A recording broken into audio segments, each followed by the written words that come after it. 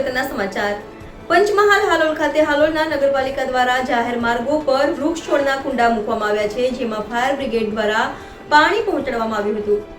Reporter Sohel Ghachi, NN news Panchmahal. દર્શક મિત્રો, NN ન્યૂઝને લાઇક, શેર, સબસ્ક્રાઇબ કરો, બેલ આઇકન પ્રેસ કરો જેથી આપને નોટિફિકેશન્સ મળતી રહે.